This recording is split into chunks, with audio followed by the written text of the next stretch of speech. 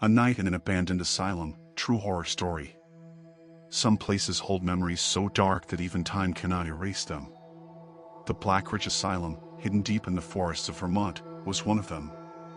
Built in the early 1900s, it was a place for the mentally ill, the unwanted, and those deemed too dangerous for society. Stories of abuse, unethical experiments, and ghostly sightings shrouded the asylum in a veil of darkness. In 1978, it was abruptly shut down after a horrifying scandal. Dozens of patients were found dead under mysterious circumstances, and the lead doctor disappeared without a trace. Since then, the building had been left to rot, abandoned and forgotten. At least, until Mike, James, and Lisa decided to spend the night inside. It was a cold October night when they arrived at the asylum. The moon was hidden behind thick clouds, and the wind howled through the trees like a warning. The rusted iron gates stood ajar, their chains long since broken. As they stepped inside, the massive building loomed over them, its shattered windows resembling empty, lifeless eyes. Lisa shivered. "This is a bad idea." "Come on," James said, grinning as he adjusted his camera. "Just one night. We'll record everything, prove the legends wrong, and be internet famous." Mike nodded, pushing open the heavy front doors. "Besides, it's just an old building. Nothing's here." But as the doors creaked open with an agonizing groan, a rush of cold, stale air greeted them, carrying a faint, metallic scent, something like dried blood. The floor was covered in dust and debris, and their footsteps echoed eerily through the empty halls.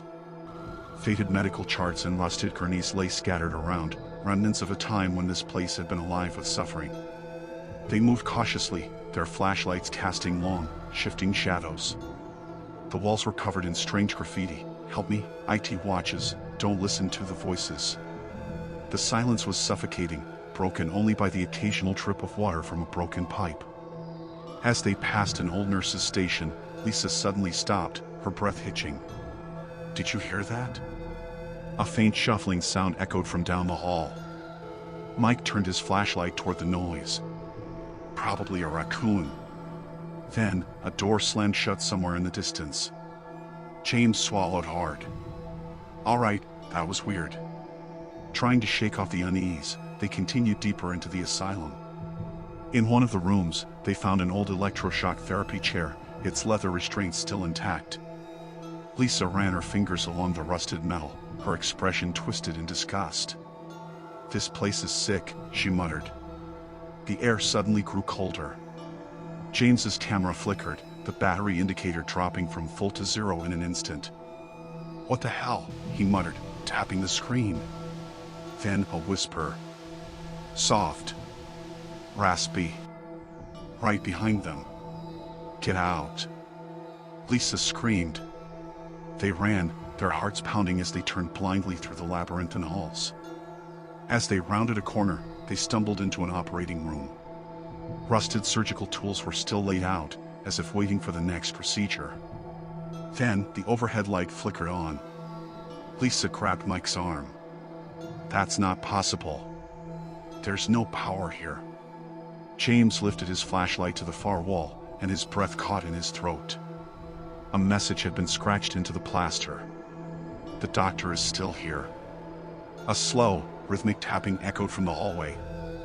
Like footsteps. Mike turned, his flashlight shaking. A shadowy figure stood at the end of the corridor. Its shape was blurred, shifting like smoke, but its eyes glowed white. The temperature plummeted, and a rancid, decayed smell filled their lungs. Lisa sobbed. "We need to leave. Now." But the asylum had other plans. Doors slammed shut one by one, trapping them. The lights flickered violently. The walls seemed to pulse, as if the building itself was alive. Then, the whispers began again. More voices. Louder. They spoke in an ancient, inhuman chant. "They took my eyes. He never left. Join us." The shadow lunged toward them. James dropped his camera, and the screen went black. Mike grabbed Lisa's hand and ran. James followed, their breaths ragged, their legs burning as they sprinted for the exit. The halls twisted around them, doors appearing where there had been none before. The building was changing, trapping them inside its nightmare. Then a cold hand clamped onto Mike's wrist. He screamed, twisting free. The shadow loomed over him, its face twisted in agony, mouth stretched in a silent wail. Lisa turned and yanked Mike forward. They burst outside, collapsing onto the damp grass. The asylum doors slammed shut behind them with a deafening finality. The building stood still, silent. James gasped for air, his face pale. What the hell was that? Lisa wiped her tears. I don't know. But I'm never coming back. Mike turned back for one last look. And for a moment, just a moment, he swore he saw something staring at them from the highest window. A pair of glowing white eyes. James uploaded the footage the next day. But something was wrong. The last few minutes, the shadow, the whispers, the attack were missing. Instead, the video cut out just as they entered the asylum. The only thing left was a single frame at the end of the recording. A grainy image of the asylum hallway. And in the corner of the screen, a dark figure staring at the camera. The timestamp? 3:33 a.m. The exact moment they escaped. The Black Ridge Asylum remains abandoned. But if you ever decide to visit, be careful. Some patients never left. And neither did the doctor. The Missing Patient, a terrifying mental hospital story. Dr. Ellen Carter was a seasoned psychiatrist working the night shift at Blackwood Mental Institute, the oldest and most mysterious asylum in the region. Hidden deep in the woods, where mist clung to the trees like ghostly fingers, the hospital had long been the subject of chilling rumors, patients disappearing, strange noises, and whispers in the halls. Ellen, a firm believer in science, dismissed such stories. She didn't believe in ghosts or supernatural forces. Until that night. It was past midnight when security officer Tom barged into Ellen's office, breathless and pale. Dr. Carter. Patient 306 is missing. Ellen frowned. Patient 306, Victor Henshaw, was a diagnosed schizophrenic with a deeply unsettling past. He was quiet, withdrawn, and had never attempted to escape before. That's impossible, Tom. The doors are locked, and there are cameras everywhere. They checked the security footage. What they saw made their blood run cold. Victor was in his room, staring at the ceiling. Then, he simply vanished. The door never opened, and no one entered or left. Yet, the room was filled with a faint, eerie whisper. Ellen, along with Nurse Claire and Tom, began searching the dark hospital corridors. The air was thick, heavy, almost suffocating. Their footsteps echoed in the silence. Descending to the basement, they felt a sudden chill. There shouldn't have been any drafts down there. Then, from one of the old patient rooms, they heard a whisper. Claire hesitated before pushing the door open. Inside, the walls were covered in words, scratched deeply by fingernails. He is here. Watching us. You can't escape. The lights flickered. At the end of the hallway, a shadow appeared. Then, Victor's voice echoed through the halls. Dr. Carter. Did you find me? Ellen's heart pounded. His voice was unnatural, cold, distorted, inhuman. The shadow shifted. It had Victor's shape, but something was terribly wrong. Tom stepped forward, only to be lifted into the air by an invisible force. His throat was being squeezed by something unseen. Claire gasped, her voice cracking as she whispered a prayer. Ellen, barely able to breathe, murmured, Victor, you're not really here, are you? The shadow twisted. Victor's face melted away, revealing something grotesque, its hollow eyes staring into nothingness, its mouth stretching open in impossible ways. Now, you're with me, Doctor. Ellen grabbed Claire's arm and ran. Tom's screams faded behind them as doors slammed shut, one after another. The hospital was alive. The walls shifted, twisting like a labyrinth. Every exit disappeared. Victor's voice came from all directions. No one leaves this place. Ellen, in a desperate attempt, grabbed the lighter from her bag and set the nearby curtains ablaze. The fire roared to life, sending flickering shadows across the walls.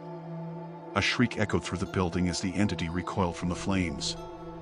Suddenly, the doors unlocked. The halls returned to normal. Tom lay unconscious but breathing. Victor's shadow was gone. They rushed outside just as the hospital staff arrived to extinguish the fire. But when they checked Victor's room, his bed was empty. The next day, they reviewed the security footage again. This time, there was no trace of Victor. It was as if he had never existed. Later that evening, Ellen sat at her desk, trying to make sense of what had happened. That's when she noticed a slip of paper. Her hands trembled as she unfolded it. The message was carved into the paper as if by fingernails. "I'm still here, Doctor." Ellen exhaled sharply. She finally understood. Blackwood Mental Institute held something within its walls, and it had never left. What do you think? Forbidden recordings from an insane asylum, real audio inside. I found them in a box. A crumbling, dust-covered box hidden beneath the rotting floorboards of an abandoned psychiatric hospital in Pennsylvania. The asylum had been shut down for decades, its halls left to decay along with whatever secrets had been locked inside. The air was thick with mold, the scent of something long dead lingering in the corners. Broken windows let in slivers of moonlight, casting jagged shadows along the peeling walls. The silence was the worst part, heavy, suffocating, as if the building itself was holding its breath. I wasn't supposed to be there. But curiosity has a way of pushing people too far. The box was filled with old magnetic tape reels, their labels worn and faded. Most had patient numbers scrawled on them: Patient 104, Patient 237, Experiment Log 3. But one stood out. Unlike the others, this one had a single word written in bold, black ink: forbidden. I took them home. I had to find an old reel-to-reel tape recorder to play them. The machine was ancient, its buttons rusted, its motor whining as I fed the first tape inside. I pressed play. A burst of static. Then, breathing. It was ragged, panicked.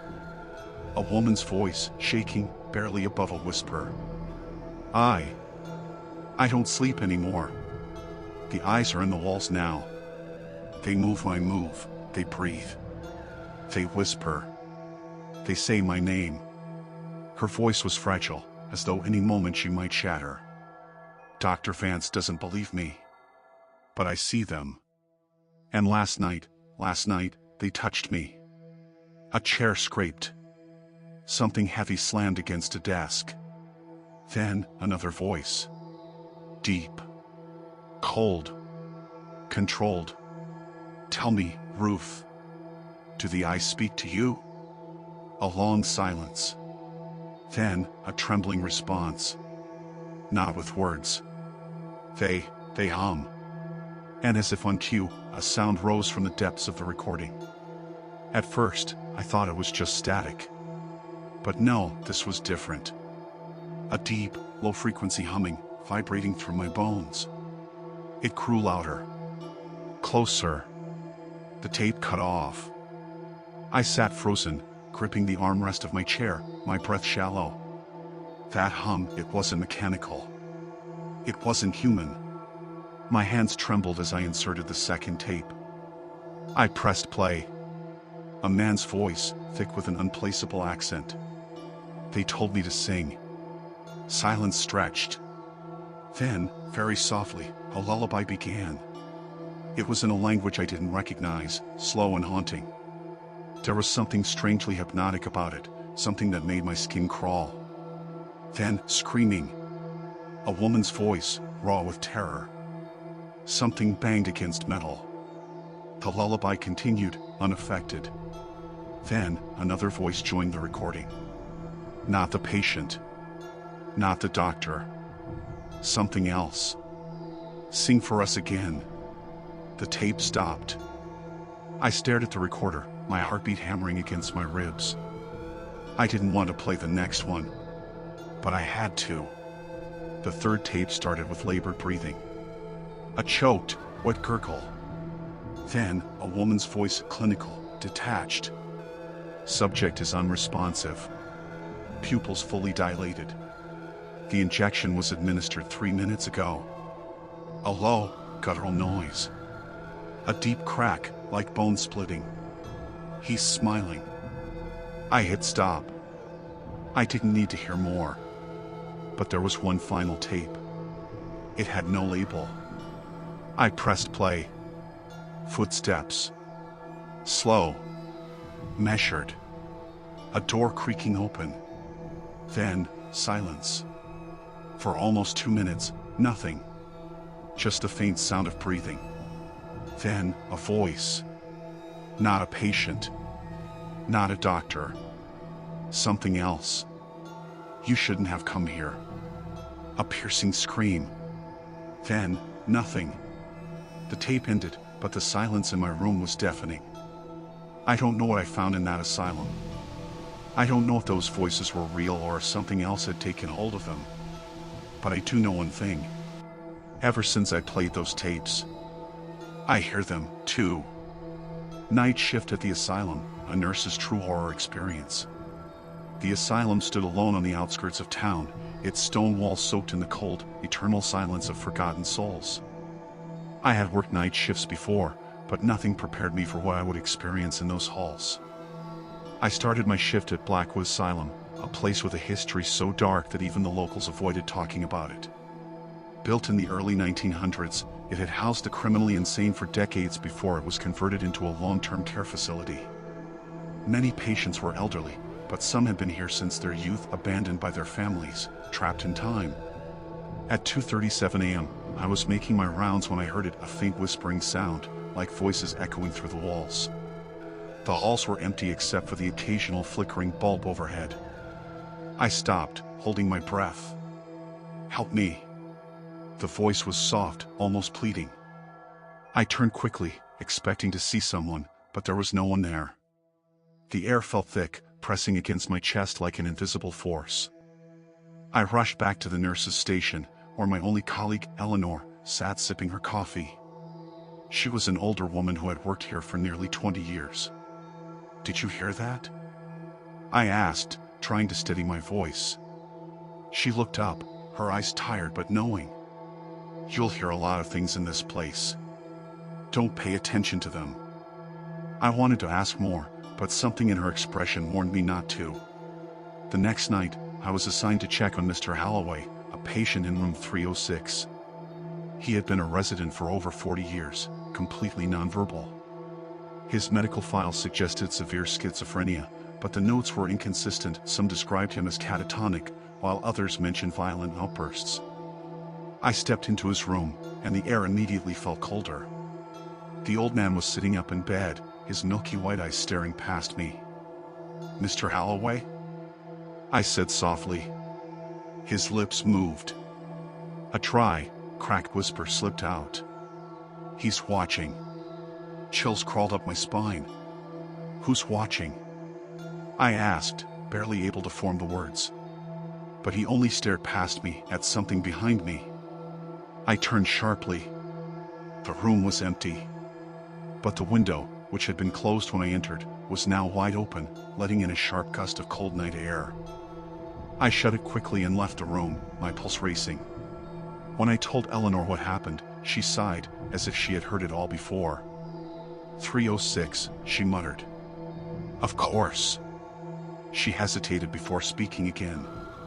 "Just don't answer him next time." On the third night, I was sent to the south wing, which had been shut down for years. Most of the doors were bolted, and the patients who had once lived here had long since been moved. Yet, the place still felt occupied. I was checking inventory when the lights cut out. The emergency backup kicked in, casting everything in a dim red glow. That's when I heard footsteps. Slow. Deliberate. Coming down the hall toward me. "Hello?" I called, my voice barely above a whisper. No response. But the footsteps stopped just beyond the corner. I felt a presence, like someone was standing just out of sight, watching. Holding my breath, I reached for my flashlight and pointed it toward the corridor. Nothing. Then, the door at the end of the hall slammed shut on its own. I bolted. By the fourth night, I was exhausted. I told myself I was imagining things. Lack of sleep, stress, the eerie atmosphere, all of it was playing tricks on me. Then I saw him. It was around 4 a.m. when I glanced at the security monitors. The camera overlooking the old courtyard showed a man in a hospital gown standing outside. No one should have been out there. He was facing away from the camera, motionless.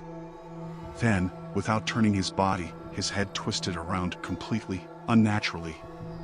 And he was staring straight at the camera. I nearly knocked over my chair as I stood. I turned to Eleanor, but she was already looking at the screen, her face pale. "We need to leave," she whispered. "Who is that?" I demanded. She swallowed hard. "He was a patient here. But he died 20 years ago." I turned back to the monitor. The courtyard was empty. I never went back after that. But sometimes, in the dead of night, I still hear the whisper. "Help me."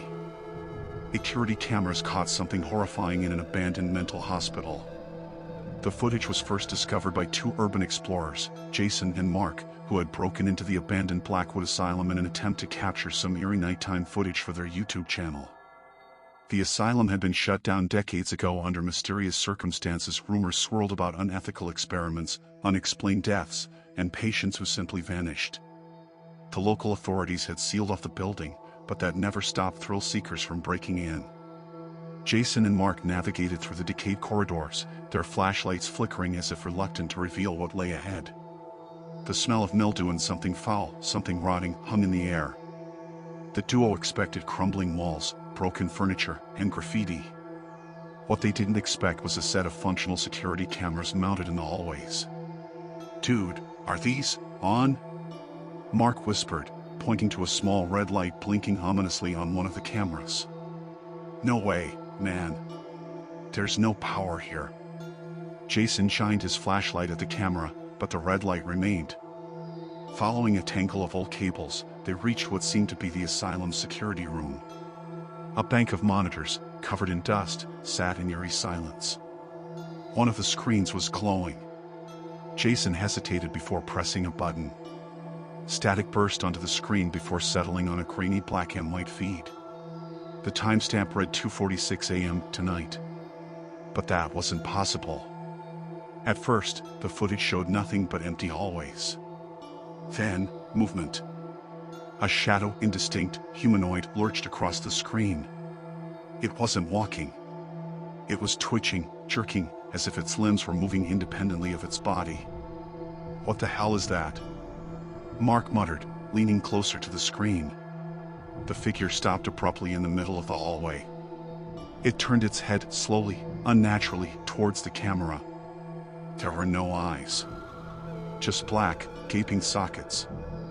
Then, as if it could see them watching, the thing grinned. Then it moved. Fast. The cameras flickered. The screens distorted. The static grew louder, rising to an unbearable pitch. And then, blackness. The monitors shut off all at once. A sound came from behind them.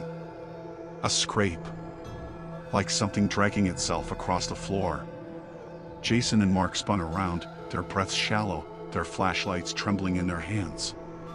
Something was in the room with them. They didn't wait to see what it was.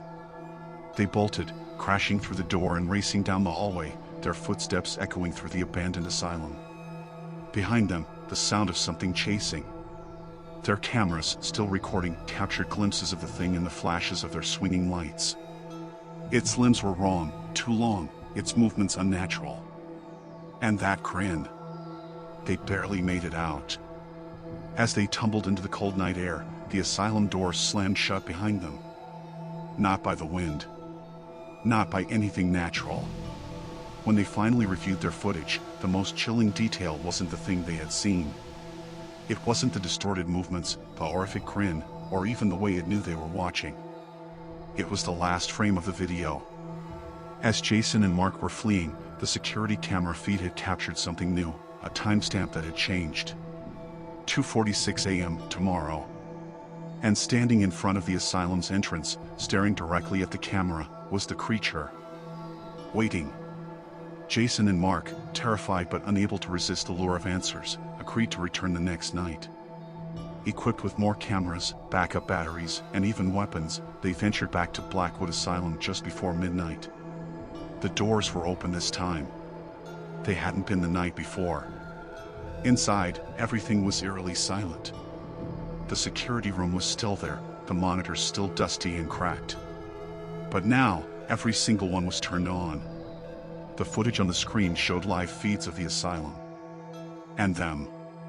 They saw themselves standing in the security room, exactly as they were, but with one horrifying difference. Behind them, the shadowed figure loomed, its grin stretching impossibly wide.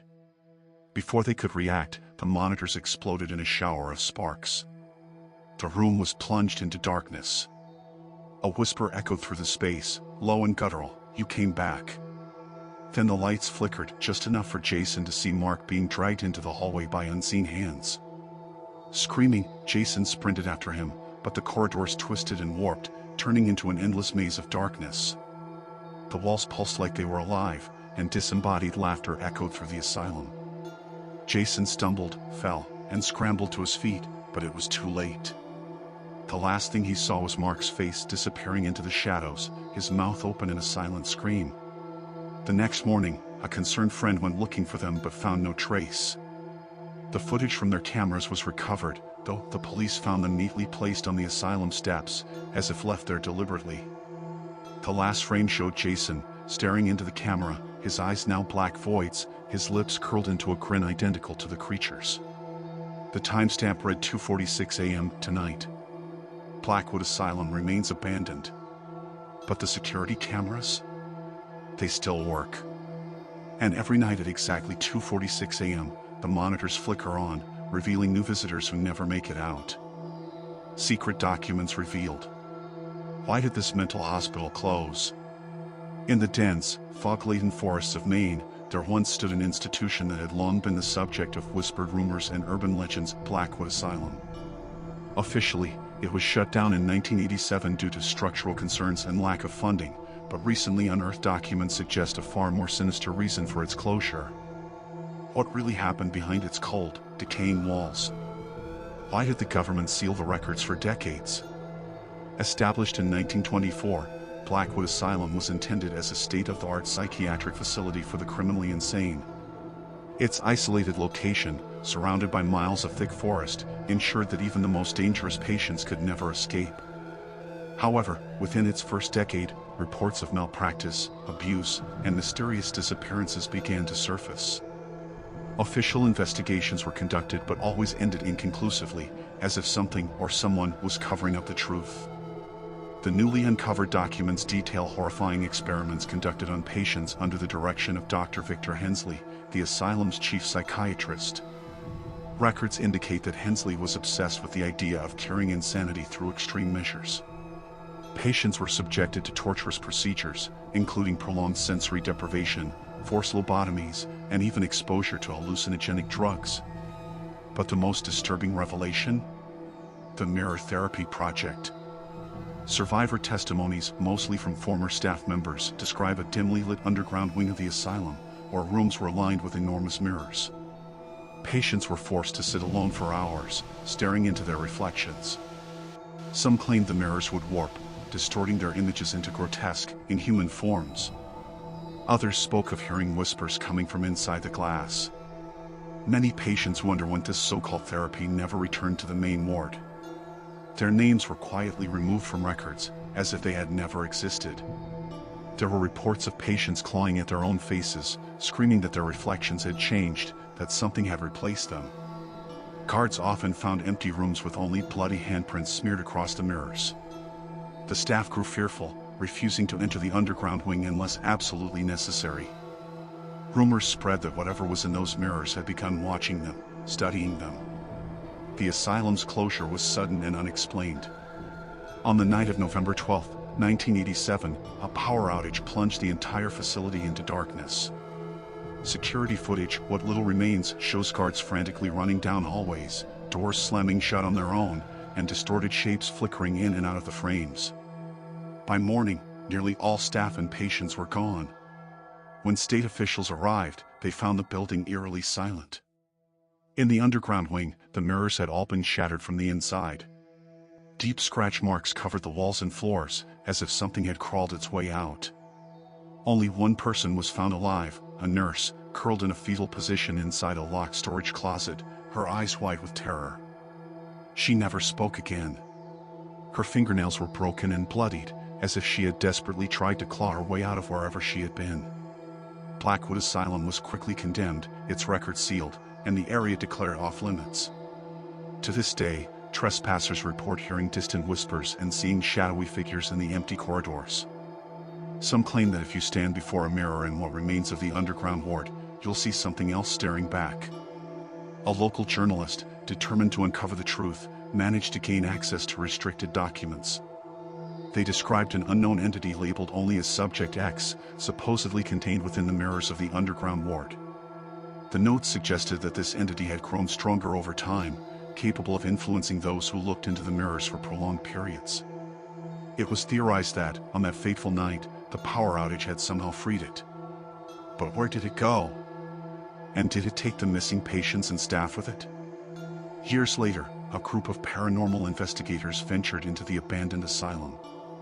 They were equipped with cameras, motion detectors, and thermal imaging sensors, convinced that they could uncover the mystery of Blackwood Asylum once and for all. What they found was beyond comprehension. Their footage, recovered from a camera left at the scene, showed their descent into the underground wing. They stood before a massive, cracked mirror that remained eerily intact despite the passage of time. Then, one by one, they began disappearing. In the final minutes of the recording, a lone investigator stood frozen before the mirror, his face distorted in terror. A shadowy figure, with elongated limbs and hollow, glowing eyes, reached out from within the glass. The last sound captured was a blood-curdling scream before the screen went black. To this day, none of the investigators have been found. The asylum remains sealed, watched by authorities who refuse to answer questions. The government continues to deny the existence of Subject X, yet those who dare to step near the decaying structure claim they can feel something watching. The whispers never stopped. The mirrors, though shattered, still hold their secrets.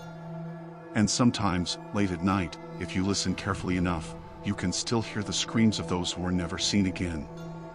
What really happened that night? And where did they all go? Perhaps the better question is, are they really gone? The Haunted Asylum, a real-life paranormal encounter. It all started with a dare. One drunken night, my friends and I decided to test our courage by visiting the abandoned Ravenswood Asylum, a notorious building on the outskirts of town. The asylum had been closed for over 40 years, and the stories surrounding it were enough to send shivers down anyone's spine. They said the patients who once lived there never truly left. Some claim to have heard whispering voices and seen shadows moving through the windows at night. We arrived at the asylum just after midnight. The air was thick with the scent of damp wood and decay. The massive iron gates creaked eerily as we pushed them open, revealing the overgrown path leading to the asylum's entrance. I could already feel an unsettling chill creeping up my spine, but I shook it off, convincing myself it was just my imagination. The building loomed over us like a monstrous relic of the past, its broken windows resembling hollow, watching eyes. As we stepped inside, the air grew noticeably colder. The walls were lined with peeling paint and graffiti, and the floor was littered with broken furniture and forgotten medical equipment. The sound of our footsteps echoed unnaturally, making it feel like we were not alone. We split up to explore different parts of the asylum. I ventured toward what used to be the patient wards. The long, narrow hallway stretched into darkness, with doors lining both sides. Some were missing, revealing pitch-black rooms that felt like open mouths ready to swallow me whole. As I walked further in, I heard something faint whispering. I froze, my breath hitching. The sound was soft at first, like the rustling of fabric, but it grew louder, more distinct. It wasn't the wind. It was voices.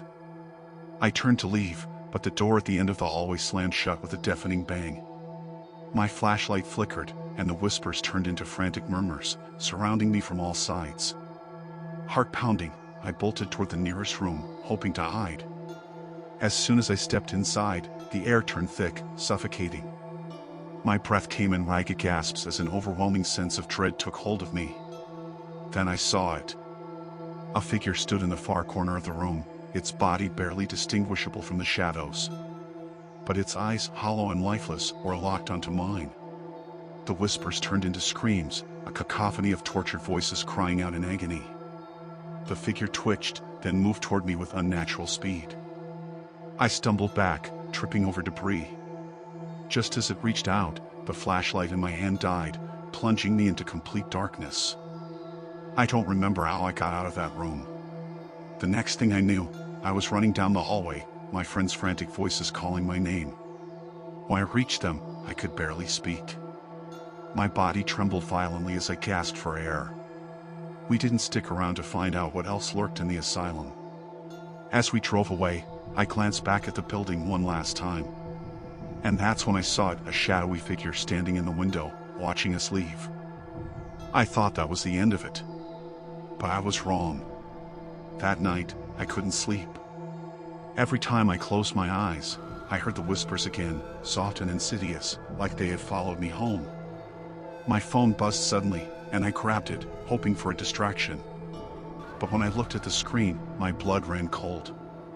It was a picture. A grainy, dark image of my bedroom. And in the corner, standing just beside my closet door, were those same hollow eyes. I screamed and turned on every light in my room. My heart pounded so hard I thought it would burst. My friends thought I was losing it, but I knew better. The asylum had marked me. Whatever was in that place had attached itself to me. The next few days were a blur of paranoia and fear. Objects in my house moved on their own. My reflection in the mirror didn't always match my movements. The whispers grew louder, more insistent, as if something was trying to break through the veil of reality. Then, one night, it happened. I woke up to the feeling of breath on my neck. The room was freezing, and the air was thick with the scent of decay.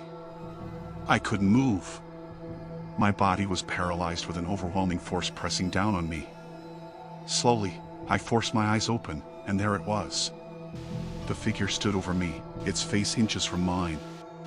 It didn't move, didn't blink. Just stared. And then, in a voice that was both a whisper and a roar, it spoke. "You brought me home." I don't remember what happened next. When I woke up, I was on the floor, my body drenched in cold sweat. My room was trashed, my belongings strewn everywhere. But the figure was gone. Or so I thought. I moved out of the house a week later. The occurrences stopped for a while, but every so often, I still feel it watching. I see glimpses of shadowy figures in the corners of my vision, hear whispers in the dead of night. The asylum never let me go. And deep down, I know that one day, it will come back for me. Trapped in an abandoned asylum, a survivor's chilling tale. I never should have gone inside. I realize that now. But at the time, it was just an abandoned building, nothing more than a decaying relic of a forgotten past. Or so I thought. The old Blackwood Asylum had been shut down for decades. Whispers of abuse, inhumane treatments, and unspeakable horrors surrounded its history. Some claimed the spirits of the tormented still lingered within its crumbling walls. Others said the patients had never really left. It was a ghost hunter's dream, a nightmare for anyone with common sense. I was neither. It started as a dare. My friends and I had been drinking by the lake, swapping scary stories, when someone suggested we explore the asylum. A quick walk through, they promised. Just to look around. My gut screamed at me to stay away, but peer pressure is a powerful thing. So, we went. The first thing that hit me was the air, thick, heavy, and suffocating. It wasn't just the smell of decay that clung to the walls, there was something else, something colder, almost metallic, like blood that had dried years ago. My flashlight barely cut through the dark, and every beam seemed to reveal more than I wanted to see: rusted gurneys, broken windows, and faded patient charts strewn across the floor like forgotten memories. But we kept going. We joked to mask the unease, all of us pretending to be brave. We explored the main lobby, where the floors creaked underfoot and the ceiling hung precariously, as though ready to collapse under its own weight. When we reached the old elevator shaft, it was impossible to ignore the overwhelming sense of dread that filled the air. My mind kept telling me to turn back, but the others were already pushing ahead, eager to see what was left hidden in the shadows. And that's when the first thing happened. Danny disappeared. We had been joking about ghost stories when he suddenly stopped responding. At first, we thought it was a prank. But when we turned to look for him, he was gone. We called his name, we searched the halls, but the place was eerily silent. Not even the usual rustling of rats or wind through broken windows. Just silence. That kind of suffocating quiet that presses down on you until you can hardly breathe. It wasn't until we heard a scream, raw and distorted, that we realized we were in way over our heads. It wasn't Danny's voice, though it was something far worse. The scream echoed off the walls, reverberating in our ears, and then there were footsteps. Shuffling. Slow. Relentless. I grabbed my flashlight and spun around, but there was nothing there. Just the black void at the end of the hall. The footsteps grew louder, and something in the darkness shifted. A shape, a tall, twisted figure loomed in the distance, moving toward us. Its movements were jerky, unnatural, like it didn't quite understand how to walk. Its limbs seemed too long, its posture wrong, like it had been contorted out of shape. And then its eyes, pinpricks of white, glowing like embers in the dark, locked onto us. A whisper tickled my ear. "Get out." The sound of my heart hammering in my chest drowned out everything else. I grabbed my friends, pulling them toward the nearest exit, but it wasn't there. The hallways twisted in ways that made no sense. The asylum had a life of its own, pulling us deeper into its maze. The doors we passed slammed shut with violent force, trapping us inside. And then, we lost one more. It was Lisa. She was walking ahead of us, eyes fixed on something in the shadows. She reached for something. The walls, perhaps? I don't know. But when she screamed, her voice caught in her throat, and we turned to find her gone. Not vanished, dragged away. A trail of blood led down the hall. The same trail I would later follow, wondering if it would lead to some kind of salvation, or maybe to the end of my own life. Then, it happened. Danny. I found him, or rather, I found what was left of him. He was standing, but it wasn't him anymore. His body was twitching unnaturally, and his mouth hung open in a grotesque grin, blood dripping down his chin. His eyes were wide and vacant, empty of the life that had once been there. He turned toward me slowly, like a puppet on broken strings, and spoke in a voice that wasn't his own. "Stay with us." I felt the air freeze around me. My throat closed up, my body rigid, unable to move. It was as if the asylum itself was reaching into my chest, squeezing the life out of me. I tried to run, but the walls seemed to close in around me. Every turn led me deeper into the darkness. My flashlight flickered, and I could hear something breathing behind me, hot and ragged, like it was stalking me. I turned every corner, but it didn't matter. Every hallway looked the same, every door was locked, and I was getting nowhere. I could hear whispers now, coming from the walls, from the floor, from the ceiling. Words I couldn't make out. Noises. Things that shouldn't be alive. The shadows were moving, shifting, crawling toward me. And then, the thing, it was right in front of me. The twisted figure from before. It had gotten closer without making a sound. Its arms were too long, its fingers too sharp, reaching out to grab me. I screamed, but no sound came out. I couldn't breathe. The air had gone thick, like it was pressing in from all sides, crushing me. And then, the lights went out. When I woke up, I was outside. The air was cold, and the stench of decay was gone. I had no idea how I had gotten out, or how long I had been unconscious. I looked around and found myself standing on the same ground, the same steps that led me to the asylum's door. The asylum loomed behind me, dark and silent. The doors were shut, and I realized, with a sinking feeling in my stomach, that the window I had crawled through was gone. There was no way in. I had escaped. Or so I thought. I called out for my friends, but there was no answer. I searched the grounds, but no one was there. The asylum stood empty. And that's when I realized I hadn't escaped. The asylum had let me go. Danny, Lisa, and the others, they were still inside. The thing that waited in the darkness had taken them. And it was waiting for me to come back. I told the police what had happened. I described the twisted shapes, the whispers, the screams. They didn't believe me. They searched the asylum, but there was nothing. No evidence. No signs of anyone who had ever been there. But I know the truth. Blackwood Asylum isn't abandoned. It's not empty. It's still waiting. Still hungry. And it's only a matter of time before it calls me back. A psychiatrist's darkest confessions from a mental institution. I have spent 27 years working as a psychiatrist in Fairhaven Mental Institution, a place that was supposed to be a sanctuary for the disturbed. It was not. If there is one thing I have learned from my time here, it is that true horror does not come from the supernatural. It comes from the human mind.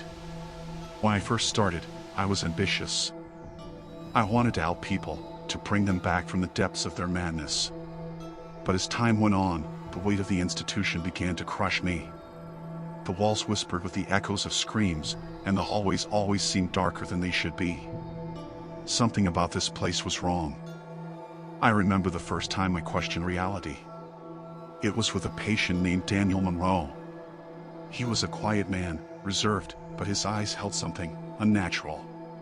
He had been committed for the brutal murder of his wife and daughter, though he claimed he never touched them. According to Daniel, something else had done it. They weren't mine, he said one night, gripping my wrist with a strength that belied his thin frame. They looked like them, but they weren't. Something wore their skin, something hollow. They whispered in my sleep, "Doctor." They said I'd join them soon. At first, I dismissed it as delusion. But then his records vanished. Not just from my files, but from the institution's archives. When I asked my colleagues about him, they looked at me with confusion. There was never a Daniel Monroe here, they insisted. But I remembered. I remembered his face, his words, the bruises on my wrist where he had gripped me too hard. He had existed. And yet, the camera showed nothing. His room was empty. That was the beginning. As the years passed, I encountered more cases that made me question my sanity. A woman named Ellen who screamed every night at exactly 2:33 a.m., her voice echoing through the halls, yet the moment anyone entered her room, she would be silent, staring blankly at the ceiling. A man named Richard, who never spoke, never moved, but somehow made me hear things when I stood near him, whispers that slithered into my skull like parasites. He died one night, and for a moment, just before his body was covered, I swear I saw his lips curl into a smile. There were moments I would walk into a room and find the furniture rearranged in impossible ways, chairs stacked to the ceiling, tables balanced on their edges. The security tapes? Always static whenever I tried to review them. Then came the worst one. A patient whose name I cannot write down. It's not that I don't remember it, I do. It's that every time I try, the letters shift and twist in ways they shouldn't. He arrived in the middle of the night, escorted by men in suits who refused to sign any papers, who didn't give me a file. He simply sat in a chair in my office, smiling. "You've been here too long, doctor," he said. "What do you mean?" I asked. He leaned forward. "You think you work here, but you've been a patient all along. You just forgot." Something cold slithered through my veins.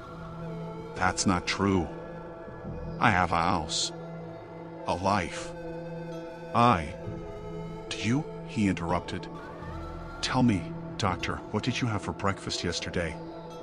What color are the walls in your bedroom? What's your wife's name?" I opened my mouth. Nothing came out. My mind was blank. That was 2 weeks ago. Since then, I've noticed things. My office door is locked from the outside at night. The pills the nurses bring me look eerily familiar. The patients whisper my name when they think I'm not listening. And worst of all, the walls. They're covered in scratches. deep, frenzied marks, as if someone had been clawing at them for years. I traced my fingers over them yesterday. They felt familiar. Too familiar. I don't know what's real anymore. If you're reading this, remember me. Remember my name. Because soon, I fear, no one else will. Secret experiments, the disturbing truth behind mental hospitals. The rain hammered against the cracked windows of the abandoned Willowbrook Asylum, its once white walls now stained with years of neglect. The building loomed like a forgotten monster, its empty halls echoing with the whispers of a dark past. For decades, it had been a place of healing, or so they said. But the truth was far more sinister. Dr. Evelyn Carter adjusted her flashlight as she stepped through the broken front doors. She was a historian, not a thrill-seeker, but something about Willowbrook had called to her. The asylum had been shut down in the 1970s after a series of mysterious patient deaths, and the records had been sealed. But Evelyn had managed to uncover fragments of documents suggesting that something far more disturbing had taken place within these walls. The air inside was thick with the scent of mildew and decay. Her footsteps echoed as she moved deeper into the building, her flashlight casting long shadows on the peeling wallpaper. The further she went, the more she felt it, an oppressive weight, as if the building itself was alive, watching her. She found the first clue in what had once been the head doctor's office. A rusted filing cabinet, its drawers jammed shut, stood in the corner. With some effort, she pried it open. Inside were folders, their contents yellowed and brittle. She flipped through them, her heart pounding. Patient records, but not the kind she expected. These were detailed accounts of experiments, electroshock therapy, sensory deprivation, drug trials with untested substances. The patients, many of them admitted for minor conditions like anxiety or depression, had been used as test subjects. Evelyn's hands trembled as she read. The experiments grew more extreme as she delved deeper.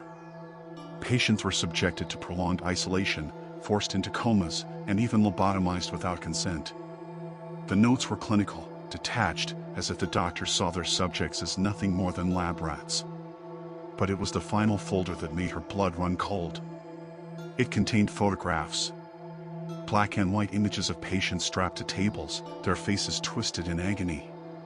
Some had strange devices attached to their heads, wires snaking out to machines that hummed with unknown purpose.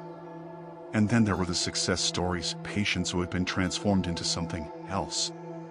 Their eyes were hollow, their expressions blank, as if their very humanity had been stripped away. Evelyn's breath quickened. She had to get out of there. But as she turned to leave, she heard a faint sound, like a whisper, coming from the hallway. She froze, her flashlight flickering. The sound grew louder, more distinct. It wasn't a whisper. It was laughter. Low, guttural, and utterly devoid of joy. Her instinct screamed at her to run, but her curiosity held her in place. She stepped into the hallway, the beam of her flashlight cutting through the darkness. The laughter stopped abruptly, replaced by the sound of footsteps, slow, deliberate, and coming closer. "Hello," she called, her voice trembling. There was no answer. The footsteps grew louder, echoing through the empty halls. Evelyn's heart raced as she backed away, her flashlight shaking in her hand. And then she saw it, a figure at the end of the hallway, silhouetted against the dim light from a broken window. It was tall, unnaturally so, its limbs twisted at odd angles. It didn't move, but Evelyn could feel its gaze on her, cold and unblinking. She turned and ran, her footsteps pounding against the cracked tile floor. The laughter started again, louder this time, echoing all around her. She didn't look back, didn't dare. She burst through the front doors and into the rain, gasping for breath. Only when she was far from the asylum did she stop, her legs giving out beneath her. As she sat there, soaked and shivering, she realized she still clutched one of the folders. She opened it, her hand shaking. Inside was a single photograph, one she hadn't noticed before. It was a group portrait of the asylum staff, their faces smiling and proud. But in the background, barely visible, was a figure, the same twisted, unnatural figure she had seen in the hallway. And then she noticed something else. Written on the back of the photograph, in faded ink, were the words, "Project Lazarus, Success." Evelyn didn't sleep that night. She couldn't. The laughter still echoed in her mind, and the image of that figure haunted her. She knew she had uncovered something terrible, something that should have stayed buried. But it was too late. The truth was out now, and it would not rest. Willowbrook Asylum had been a place of horrors, a laboratory for the unimaginable. And as Evelyn sat in the dim light of her study, she couldn't shake the feeling that the experiments had never truly ended. Somewhere in the shadows, they were still watching. Waiting. And they were no longer confined to the asylum.